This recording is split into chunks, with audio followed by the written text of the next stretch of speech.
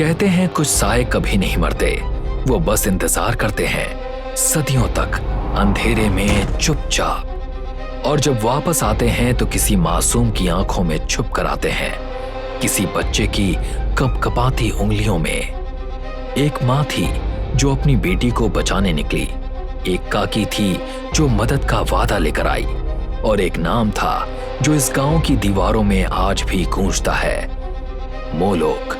ये कहानी ऐसी ही किसी रात की है जब ममता और साया आमने सामने आए और सच्चाई वो नहीं निकली जो दिखती थी।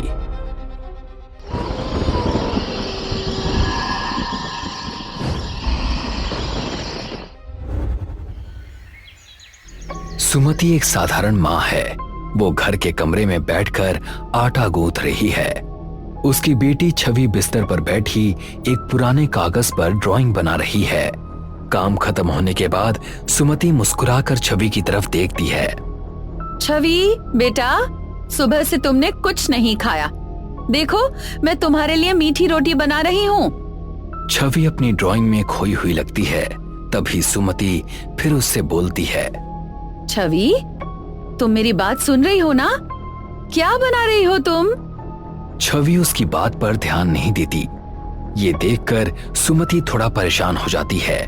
वो आगे बढ़कर छवि की ड्राइंग देखती है और हैरान रह जाती है।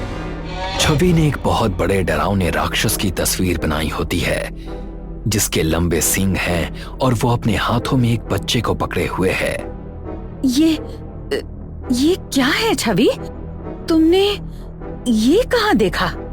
छवि के चेहरे पर कोई भाव नहीं होता। वो कांपते हाथों से दरवाजे की तरफ इशारा करती है। वो बाहर खड़े हैं माँ। वो सुबह से हमारा इंतजार कर रहे हैं। सुमति घबरा जाती है। वो जल्दी से दरवाजे की तरफ जाती है, लेकिन वहां उसे कोई नहीं दिखता। दरवाजे पर सिर्फ एक अजीब निशान बना होता है जो बैल के चेहरे जैसा लगता है। ये देखकर सुमति का दिल बैठ जाता है। थोड़े समय बाद एक बुजुर्ग औरत कुएं से पानी भर रही होती है। उसका चेहरा थोड़ा पीला लगता है। वो पानी निकालकर बर्तनों में भर रही होती है कि तभी सुमति डरी हुई हालत में दौड़ते हुए उसके पास आती है। सुमति, तुम इतनी डरी हुई क्यों हो? तुम्हारी सांस क्यों फूल रही है? काकी, मेरे घर के दरवाजे पर किसी ने लाल रंग से एक अजीब उल्टा त्रिकोण और सींग जैसा निशान बनाया है। और छवि अजीब बातें कर रही है।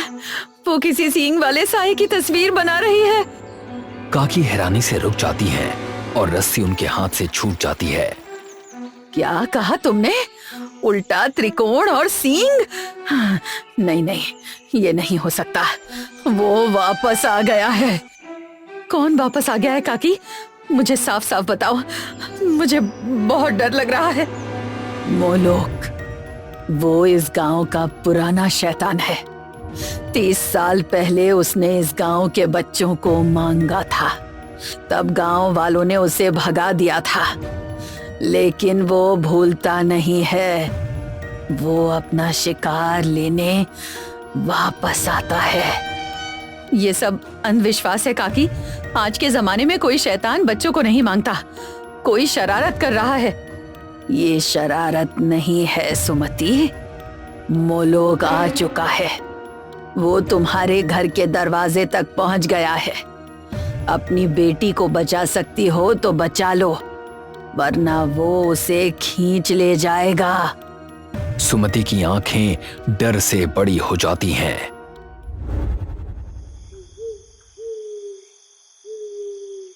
रात को सुमति बिस्तर पर लेटी होती है और छवि को अपने सीने से लगाकर पकड़े रहती है।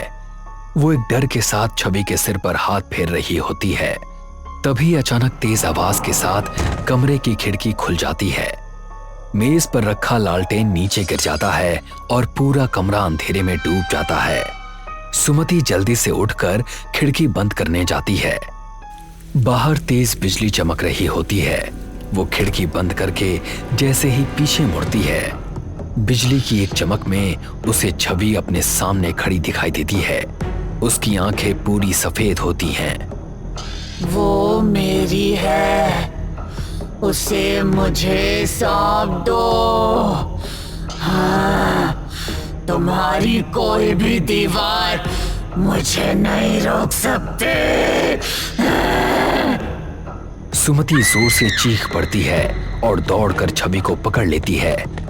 जैसे ही वो उसे अपने पास खींचती है, छवि उसकी बाहों में गिर जाती है। उसकी आंखें फिर से सामान्य हो जाती हैं और वो रोने लगती है। माँ, मुझे बहुत डर लग रहा है। अंधेरे में वो मुझे बुला रहे हैं। वो कह रहे हैं कि मैं उनकी बेटी हूँ। सुमति अपनी बेटी को सीने से लगाकर चुपचाप रोने लगती है। वो डर के साथ खिड़की की तरफ देखती है। अगली सुबह जैसे ही सुमति घर से बाहर निकलती है, उसे अपने दरवाजे से आगे तक काली राख की एक लकीर दिखाई देती है। ये देखकर उसे शक होता है और वो उस लकीर की तरफ बढ़ने लगती है। उस लकीर की तरफ बढ़ते हुए सुमति जंगल में एक पुराने सूखे पेड़ के पास पहुंचती है, जहां जाकर वो लकीर खत्म हो जाती है। वहां पेड़ से घास की बनी एक गुड़िया बंधी होती है। सुमति उसे हाथ में लेकर ध्यान से देखती है। उस गुड़िया के बाल बिल्कुल छवि जैसे लगते हैं। ये देखकर सुमति डर जाती है और जंगल से वापस दौड़ पड़ती है। सुमति दौड़ते हुए काकी के घर पहुंचती है। वो उस गुड़िया को काकी के सामने फेंकती है और रोने लगती है। ये क्या है काकी? इसमें मेरी बेटी के बाल लगे हैं। मुझे बताओ कि ये सब कौन कर रहा है? काकी उस गुड़िया को देखती है और उसके हाथ कांपने लगते हैं। ये मोलोक का बुलावा है सुमति। जब वो किसी बच्चे को चुनता है तो वो उसकी आत्मा को इस तरह की गुड़िया में बांध देता है। अब छवि का शरीर यहाँ है, लेकिन उसका मन मोलोक के पास जा चुका है। नहीं, मैं ये सब नहीं मानती। मैं अपनी बेटी को लेकर आज ही ये गांव छोड़कर चली जाऊंगी। कोई शैतान मेरी बच्ची को नहीं छू सकता। तुम जहां भी जाओगी वो तुम्हारे पीछे आएगा। 30 साल पहले मेरे बेटे को भी उसने ऐसे ही चुना था। मैंने भी भागने की कोशिश की थी, लेकिन मैं गांव की सीमा पार नहीं कर पाई। मेरा बेटा वो उसे ले गया। तो मैं क्या करूं काकी? मैं अपनी जान दे दूंगी, लेकिन अपनी बेटी को कुछ नहीं होने दूंगी। कोई तो रास्ता होगा। एक ही रास्ता है। आज रात मोलोक खुद आएगा। तुम्हें अपनी बेटी को छुपाना होगा, ऐसी जगह जहां कोई साया ना पहुंच सके, और मैं तुम्हारी मदद करूंगी। सुमति को उम्मीद की एक किरण दिखाई देती है। रात को सुमति घर के दरवाजे के सामने एक बड़ा लकड़ी का अलमारी खिसकाकर लगा देती है, जिससे दरवाजा पूरी तरह से बंद हो जाता है। वो घर की सभी खिड़कियां बंद कर देती है और कमरे के सारे पर्दे नीचे कर देती है। छवि कमरे के बीच में बैठी होती है। छवि, देखो माँ की तरफ। आज रात तुम्हें कुछ भी सुनाई दे, तुम्हें अपनी आंखें बंद रखनी है। तुम कहीं नहीं जाओगी, ठीक है? छवि कोई जवाब नहीं देती। सुमति उससे कुछ कहने ही वाली होती है कि तभी अचानक पूरे घर की लाइट चली जाती है। सुमति डरकर छवि को अपनी बाहों में कसकर पकड़ लेती है। तभी उसे किसी के भारी कदमों की तेज आवाज सुनाई देती है। दरवाजे के सामने रखी भारी अलमारी जोर जोर से हिलने लगती है। सुमति छवि को और कसकर पकड़ लेती है।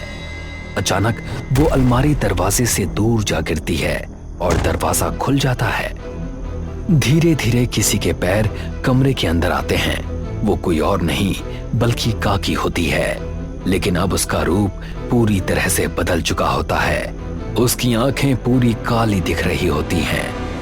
काकी, आपकी आंखें आप ऐसी क्यों दिख रही हैं?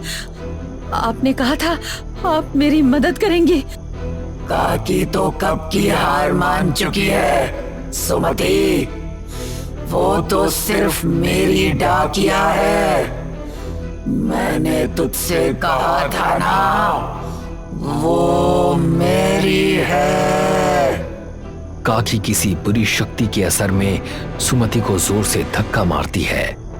सुमति नीचे गिर जाती है और बेहोश हो जाती है।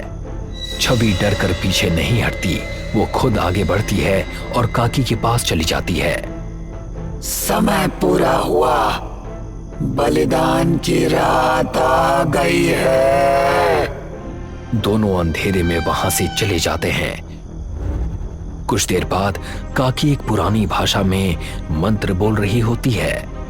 उसके सामने छवि उसी निशान के ऊपर लेटी होती है जो सुमति के घर के बाहर बना था। जैसे जैसे मंत्र तेज होने लगते हैं, छवि के ऊपर एक चमकता हुआ धुआं दिखाई देने लगता है। धीरे धीरे वो धुआं उसे जमीन से ऊपर उठाने लगता है। कुछ ही पल में वो धुआं एक डरावने रूप में बदलने लगता है। उसके लंबे सींग होते हैं, शरीर इंसानों जैसा होता है और आंखें लाल चमक रही होती हैं। तभी वहां सुमति पहुंच जाती है। मेरी बेटी को छोड़ दो। सुमति पूरी ताकत से काकी की तरफ दौड़ती है और उसे जोर से धक्का मारती है। काकी नीचे गिर जाती हैं। उसी समय वो चमकता हुआ धुआं हवा में गायब हो जाता है। छवि नीचे गिरने लगती है। तभी सुमति दौड़कर उसे पकड़ लेती है। छवि उठो, माँ आ गई है, मैं तुम्हें यहाँ से ले जाऊंगी। उठो बेटा। अचानक छवि अपनी आंखें खोलती है। अब वो पहले जैसी इंसान नहीं लग रही होती। उसकी आंखें लाल चमक रही होती हैं। वो सुमति की तरफ देखकर एक डरावनी मुस्कान देती है। तुम समझी नहीं माँ, मोलोक को मेरा बलिदान नहीं चाहिए था।